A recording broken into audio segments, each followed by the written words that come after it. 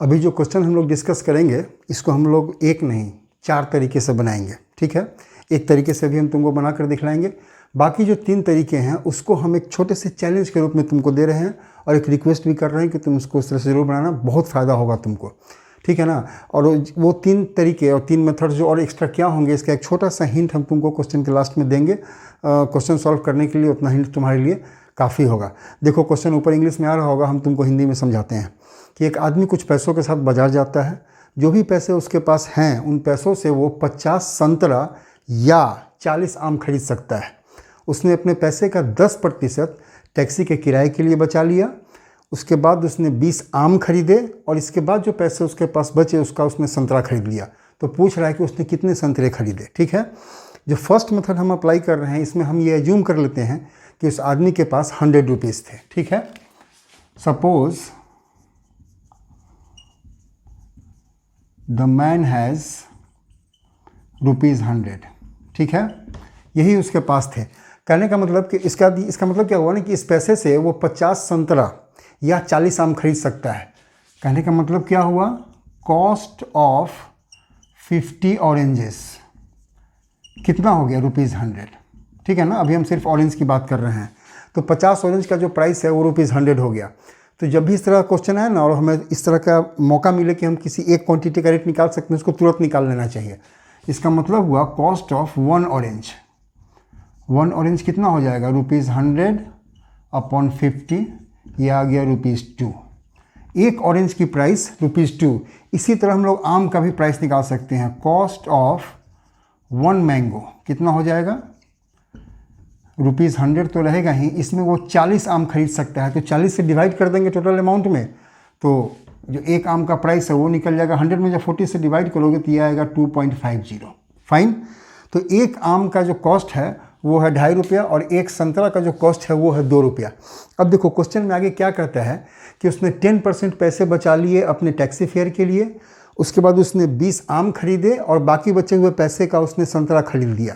कहने का मतलब कि यदि उसने जो पैसे बचाए टैक्सी के लिए और जो पैसा उसको लगा 20 आम खरीदने में, यदि ये दोनों हमें मिल जाए और इन दोनों को हम ऐड कर दें, तो उसके बाद इन दोनों को ऐड करने के बाद जो पैसे में मिलेंगे उसको यदि हम 100 से माइनस कर दें, उसके पास जो टोटल पैसे थे, तो जो पैसे उसके पास बचेंगे उसी का वो संतरा खरीदेगा। तो हम लोग निकालते हैं इसको कि टैक्सी में और ये 20 आम खरीदने में उसको लगा कितना। सिंपल सा है, टैक्सी फेयर कितना हो रहा है उसका, टैक्सी फेयर के लिए वो कह रहा है कि 10% ऑफ द अमाउंट कितना है, ₹100। तो 10% ऑफ ₹100 कितना हो गया, ₹10। फाइन, ये पहला खर्च हो गया उसका।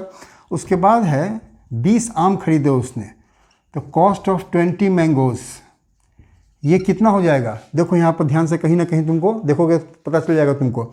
एक आम की कीमत हमने निकाली है ₹2.5, 20 की कितनी हो जाएगी, ₹250 इंटू 20, ये आ गया हमारे पास ₹50। कहने का मतलब कि ₹10 उसने टैक्सी फेयर के लिए रखा, ₹50 का उसने आम खरीद लिया। अब उसके पास पैसे कितने बच गए, रेस्ट अमाउंट जो बच गया उसके पास वो हो गया 100 माइनस यही 2 खर्च हुए अभी उसके पास 10 + 50 कितना हो गया, 100 - 60, इसका मतलब ₹40। इसी बचे हुए रुपये का उसने संतरा खरीदा। अब 40 में वो कितने संतरे खरीद सकता है, फिर यहाँ ध्यान दो तो देखो कि एक ऑरेंज की प्राइस तुमने निकाल रखी है ₹2। तो जब ₹2 में एक संतरा मिलता है तो 40 रुपये में कितना मिलेगा, सीधा है नंबर ऑफ ऑरेंजेस कितने हो गए, 40 रुपीज़ में एक ऑरेंज के प्राइस से तुम डिवाइड कर दोगे तो हमें नंबर ऑफ ऑरेंजेस मिल जाएंगे। रुपीज़ से रुपीज़ कट गया और 2 से ये 20 आ गया, 20 यही होगा। तो क्या हो गया, ऑरेंजेस। कहने का मतलब कि वो बाकी बचे हुए पैसों से 20 संतरे उसने खरीद लिए, यही इसका आंसर निकलेगा। अब हम तुमको हिंट दे देते हैं कि बाकी जो 3 मेथड हैं जिसको तुम सॉल्व करोगे वो कैसे सॉल्व होंगे। सेकेंड मेथड, उसमें तुमको कुछ नहीं करना है। यहाँ हमने ₹100 माना है कि उसके पास 100 रुपीज़ थे, तुमको सीधे x मान लेना है कि उसके पास x रुपीज़ थे। उसके बाद तुम उसको सॉल्व करना कि देखना निकालना कि आंसर तुम्हारा इतना आता है कि नहीं आता है। निकले चाहे नहीं निकले ट्राई जरूर करना, ये सबसे इंपॉर्टेंट चीज़ है। सेकेंड मेथड हो गया। थर्ड और फोर्थ मेथड ऑलमोस्ट एक ही तरह का है, हम बता दे रहे हैं। इसमें हम लोगों ने माना है कि उसके पास रुपीज़ कितने थे, 100 और x। थर्ड मेथड में तुम क्या करना है ना कि तुम ऑरेंज है उसकी प्राइस तुम कंसीडर करना।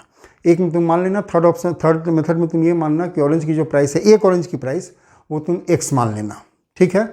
उसके बाद तुम सॉल्व करने की कोशिश करना कि कैसे तुम आगे बढ़ते हुए इसको सॉल्व कर सकते हो। ट्राई जरूर करना, हम बार बार कह रहे हैं, बने या ना बने ट्राई जरूर करना। ये थर्ड मेथड हो गया। फोर्थ में तुम क्या करना कि ऑरेंज की प्राइस मानना, एक ऑरेंज की प्राइस मानना, लेकिन x नहीं रुपीज़ टर्म्स में मानना। ₹1 काफ़ी कम हो जाएगा ऑरेंज की प्राइस, तुम 5 मान लेना या 10 मान लेना, कुछ भी मानोगे आंसर तुम्हारा यही आएगा, उससे कोई फर्क नहीं पड़ता है, ठीक है ना। तो ऑरेंज की प्राइस जो है सो तुम रुपीज़ टर्म से मान लेना। ये फोर्थ मेथड हो गया। चारों मेथड से बनाओ। हम कल की डेट में 3 मेथड से बनाओ, एक मेथड हमने बना दिया है, 3 मेथड हम कल तुमको समझाते हुए बाकी तीनों मेथड का भी एक्सप्लेनेशन कल की डेट में तुमको हम देंगे।